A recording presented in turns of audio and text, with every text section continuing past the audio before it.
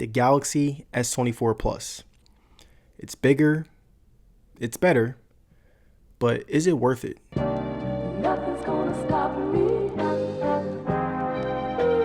Now, if you guys have seen my previous videos on the Galaxy S23, S22, and S21 Plus, you would know that my biggest concern in regards to the Plus series has always been the expensive price. In the past, the Plus series of phones have been costing over $1,000, but they were lacking in areas that ultimately made it not worth it. People don't want a phone that has a 1080p display with that kind of price, and most importantly, a lot of people lean towards the Ultra because it not only was a better phone with better specs, but also because it was pretty close in terms of price, and you were getting a much bigger bang for your buck. And after years and years of me and other Galaxy fans complaining and wondering where the Plus series was headed, Samsung finally answered the call. The Galaxy S24 Plus has basically made all the necessary upgrades that separates it from the Galaxy S24, while also being a true option for those who don't want to spend $1,300 on the Galaxy S24 Ultra. The S24 Plus now has a bigger display. Last year was 6.6 inches, but this year is 6.7 inches. The build frame is much smoother than last year. It's boxier than last year, and most importantly, it has an aluminum frame compared to last year's stainless steel, and this results in a much cleaner look that is better at negating fingerprints. And if you thought that was it, I'm not done yet. The S24 Plus has a brighter screen than the S23 Plus, and much brighter is still an understatement. The S23 Plus has 1750 nits, which is pretty great, but the S24 Plus has 2600 nits, which is damn near 1000 more nits. Now the battery has took a slight upgrade, but it made it more comparable to the Galaxy S24 Ultra. The Ultra is at 5000 mAh, while the S24 Plus is at 4900 mAh. And if this wasn't enough to convince the public that Samsung is serious about the Plus lineup, they actually addressed the main problem that I had with the Plus series. The Galaxy S21, S22, and S23 Plus had a 1080p resolution, but with the S24 Plus, it now has a 1440p resolution, just like the S24 Ultra. And this is exactly what I wanted when it came to the Plus series of phones. I didn't want it to be a bigger version of the S24. I wanted it to be a competitor for the Ultra because not everyone wants to pay its demanding price and not everybody wants an S Pen. We wanted the option to have solid choices between the top 3 phones that Samsung releases every year. And I know that I've been talking about the S24 Plus upgrading this and upgrading that, but let's get into something that really hasn't changed that much: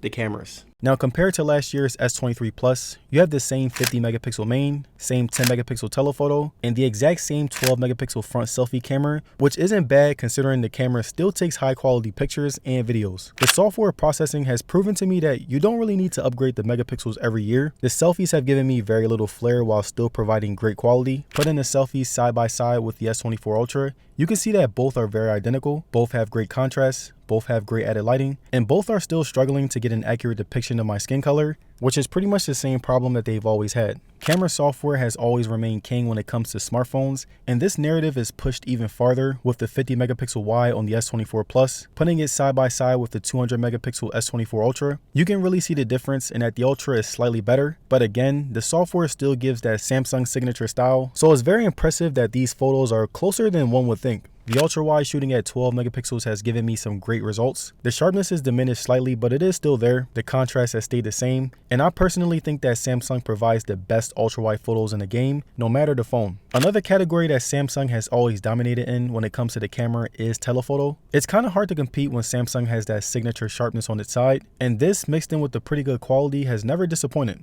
The video camera as well was the same as last year's S23 Plus. I hate to sound like a broken record, but again, the many sample videos I took looked really good. The autofocus was top tier, and there was very little distortion whenever I moved the camera to a side where the lighting was switching up. The 8K resolution is my go-to when shooting videos with any Galaxy phone. I like the fact that you have the luxury of shooting 8K at 30 frames per second, which is pretty unheard of when it comes to the iPhone or Pixel. And like I always have said, the stabilization is top tier, and it's pretty much standard at this point. But now, it's time to take a deeper look into what makes the S24 Plus's display different from the S23 Plus, but very identical to the Galaxy S24 Ultra in many ways. Now, the Galaxy S24 Plus is a very big phone. Not only has it gotten bigger since last year's S23 Plus, but it has a bunch of features and specs that complements the display and makes it feel very identical to any top tier phone in the market. The Galaxy lineup has had 120Hz refresh rate displays for a while now, but Samsung does it in a way where it feels faster, it feels sharper, and it feels sleeker than the Pixel 8 Pro or even the iPhone 15 Pro Max. Even comparing the fingerprint sensor to the Pixel 8 Pro, you can visually see that the animations are faster, the sensors are more sharp and accurate, and if you want a phone that feels extremely fast all around, the S24 Plus will give you that feeling. The brightness was easily one of my favorite things about the display. This is how a fully bright screen looks outside on a sunny day when comparing the S24 Plus's 2600 nits versus the Galaxy S23 Ultra's 1750 nits. And it also gets extremely dim, but still looks great if you're someone who doesn't like your screen being bright all the time. So from the insane bump in brightness, size, and responsiveness, the most impressive and worthwhile thing about the S24 Plus has easily been the bump up in resolution. The S24 Plus is now 1440p, just like the Galaxy S24 Ultra,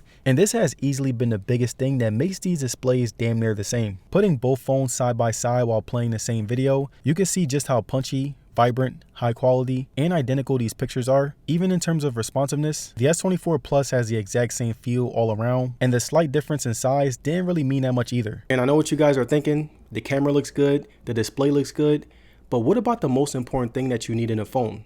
The battery life. Well, the S24 Plus again has given me extremely identical results when compared to my Galaxy S24 Ultra. I took it a little less easy on this phone to see if it can handle the same amount of usage like the S24 can, and within the first few days, I managed to pull in about 6 hours of screen time. I knew I could have easily pushed to 7 or maybe even 8, but lately I haven't really been feeling the need to use my phone for that long, and so far, I've been getting some pretty consistent results when it comes to daily performance. The main apps that I use is Instagram, YouTube, and whenever I'm bored, I'll play some Asphalt 9, but other than that, my use is very basic and straightforward. Whenever I first get a phone, I always almost never use power saving mode, so during these past couple of days, 5G has been on, my Bluetooth has been on at all times, and I never really tried to cut any corners whatsoever. Even my situation with charging was very basic. I would end my days slightly below 20%, so most of the time, I'm charging my phone overnight, but just like the S24 Ultra, the S24 Plus supports 45 watt fast charging, so if you are someone who prioritizes fast charging, you'll be able to go from 0 to 100% in just under an hour. So what about gamers? I know that the Galaxy S24 Ultra is aimed towards gamers,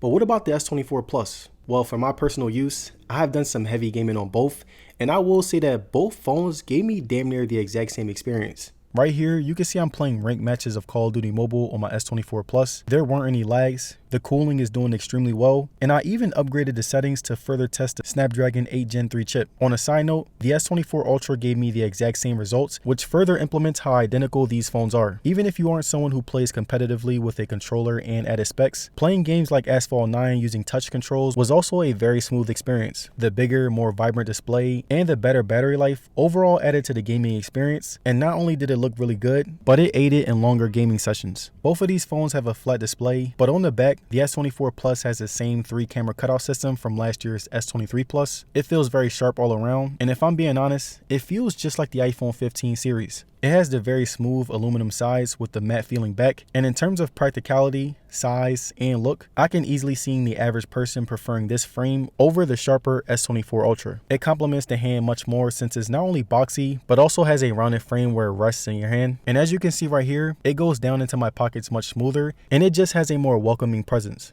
But yeah, the Galaxy S24 Plus has basically corrected everything that I and its fans needed it to be. It made the necessary upgrades to further diminish it from being compared to the inferior S24, and it gave us a really great middle option when choosing between the Galaxy S24, S24 Ultra, and S24 Plus. And I'm very glad that I was able to get my hands on it. I want to do a day in the life very soon, so make sure you subscribe because I have a lot more videos coming out. And one more thing before I go, I want to say that I'm very grateful for you guys, and I hope you have a good day. Peace out.